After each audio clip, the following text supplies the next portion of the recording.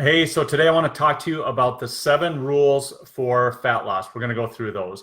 But first of all, I'm Randy Hartz with Complete Fitness, and we basically help local men and women in the Sioux Falls area look better, feel better, have more energy, and really just add more life to their years. So nothing feels better than being healthy and fit and having control over this area of life. So let's talk through these 7 rules of fat loss. Now, there could be a lot more than 7 rules, but these are the basics.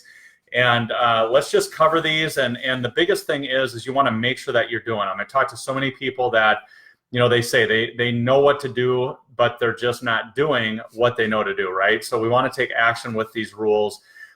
So rule number 1, we want to maintain a calorie deficit. So over time, we've got to consume less calories than our body's burning daily to lose body fat.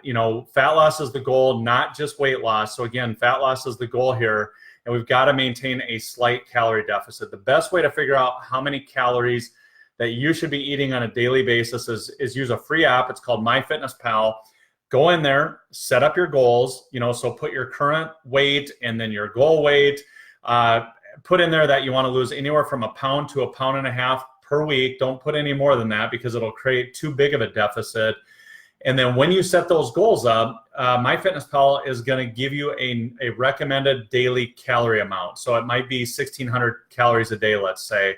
And then your goal is to just simply hit that calorie amount day in and day out and do it consistently over time. Now, when you make any change, give it about 2 to 3 weeks and see how your body adjusts and adapts towards it. And, you'll find that if you're losing weight too rapidly, you may need to bump the calories up. If you're not losing weight fast enough, you may need to decrease it a little bit. But again, we track body fat rather than just scale weight. So I would highly recommend, create that calorie deficit. But again, make sure you're tracking your body fat percentage along the way. So that's rule number 1.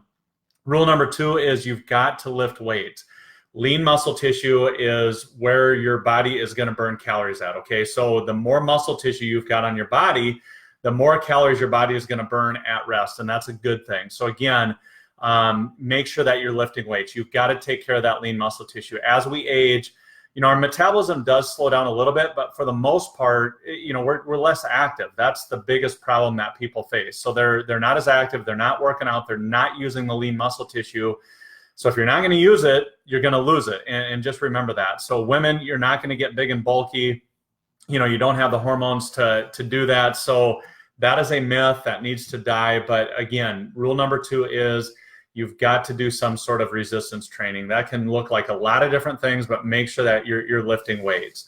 Rule number 3 is following a high protein diet. So make sure that you're getting adequate protein in your diet day in and day out. Your protein foods, your lean meats like chicken and lean beef, fish, tuna, eggs, certain dairy products like low-fat cottage cheese. Yogurt has a good amount of protein in it.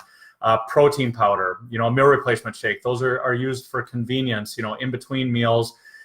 When you're maybe on the run or whatever, but make sure that each time that you eat, you're getting lean protein in your diet. And for females, we always recommend about 20 to 25 grams per time that you eat. If you're eating 4 times a day, that's going to be around 100 grams of protein per day. Men, you need to bump that up, maybe 35 to 40 grams per time that you're going to eat. And a great starting point, once again, is using that app, the MyFitnessPal app. But here's the way you want to set that up. Set it up that where your calories per day, 40% of those calories are going to be carbohydrates, 30% protein, and 30% fat. And you can go in there and set that up so it'll give you a recommended amount of protein per day to hit. And then all you do is you sit and you log the calories and the foods that you're eating on a daily basis. And let's say that MyFitnessPal says you need 110 grams of protein per day, but you're only taking in maybe 75. Well, if you do that consistently over time, you will not reach your goal. Okay, so again, you need to adjust. You need to add some more protein in to make sure that you're hitting those numbers and doing it consistently. So rule number 3 is following a higher protein diet. Rule number 4 is eating more vegetables. Now, I've got 3 kids at home, and it's a chore to try to get them to eat their veggies. But, I educate them on there's a lot of vitamins, a lot of mineral, a lot of good quality nutrition in there. There's water in there. Veggies are very low calorie. So for the most part, you can eat about as much as you want of the vegetables. They're high in fiber. They're going to fill you up without a lot of excess calories. And so, when you're building your meals out, focus on protein first, and then veggies next, and then the starchy carbs and so forth after that. And if you do that, I'm telling you, you will eat more food while taking in less calories, which is the goal. Everybody says, hey, I'm a big eater. I love to eat. Well, this is the plan for you then, because higher in protein, higher in veggies, and that'll fill you up first. And then again, follow that up with the starchy carbs. So rule number 4 is eating more veggies. Rule number 5, one of the most important, drink half your body weight in ounces of water. So, a gal I met with the other day said, I just really don't like drinking water. I don't like water. I don't like the taste of it. Well, first of all, there's really no taste with water. So it's just, you've got to build this habit into your day. Now, you can use some things to help flavor it up, make sure it's sugar-free. Diet pop does not count, and even like a decaf coffee or tea is going to dehydrate you somewhat. So ideally, half your body weight just in pure water, right? Nothing new here. Here's an easy way to get that in. So take 3 1-liter bottles. So you might have, some water bottles at home. Fill them up. Fill those 3 liters up before you go to bed. In the morning, take those with you to work. Make sure that you have one of them done or drank by 10 a.m., another one by 2 p.m., and the final one by 6 o'clock at night, by dinner time. And that will get your 3 liters in. Fill those up again, put them back in the fridge so they're cold and ready for you the next day. And that's setting yourself up for success, to get that water in on a daily basis. So that's rule number 5. Rule number 6 is get 7 to 9 hours of sleep each and every day. Now, I am not a good sleeper. Like, sleep is, I don't know, my mind races at night and various things. So I fall asleep right away, but I'll wake up and sometimes just lay there thinking about things. So you got to figure it out. Okay. So for me, it might be meditation. It might be reading some Bible scripture before I go to bed.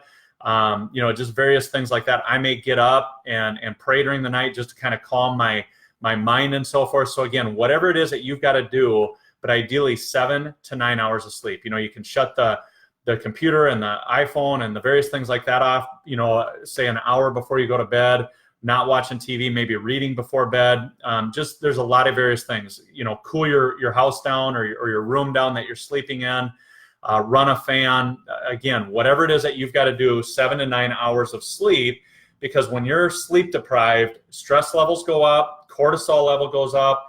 And when cortisol is like flowing, that's a hormone that's flowing through your body. And it's a lot of times combating the exact thing that we're trying to do here. We're trying to build lean muscle tissue and feed and support that lean muscle tissue while we're trying to remove stored body fat. And that will give you the lean toned look that you're looking for, right? But cortisol levels, when those are high, it's going to be chewing up the lean muscle tissue that you're trying so hard to build, during the workouts and with the nutrition and so forth. So getting 7 to 9 hours of sleep is very important.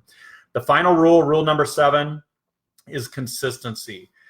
Consistency with all of these rules, doing them day in and day out, week in and week out. One bad day here and there is not going to mess things up. But if you go good for 3 days and then you've got 4 days that are bad and you're just inconsistent over time, and you're going to mess this thing up, right? So again, we want to be consistent with all 7 of these rules, and we want to do it over a long period of time, really for the rest of our life. That is what we call a healthy lifestyle. So just remember that. So recap, rule number 1 is that slight calorie deficit. Rule number 2 is lifting weights.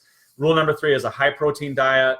Rule number 4 is eating more veggies. Rule number 5 is drinking half your body weight in ounces of water, followed by getting 7 to 9 hours of sleep. And then the 7th one ties it all together, which is consistency in all of those rules. Now, if you need help with this, you may just sit there and go, hey, none of this was rocket science. It wasn't anything new. I know those things already. But again, are you doing what it is that you know to do? And if you're not, you need accountability. That may mean plugging into a group. It might be hiring a coach. You might be hiring us. So, we're here for you at Complete Fitness. I will post a link below this. if you do want to get engaged with us and talk through your goals in greater detail and look at some of our programs. But again, follow these 7 simple steps or rules for fat loss, and over time, you will get there. All right, I hope this added value to you, and we will see you in the gym.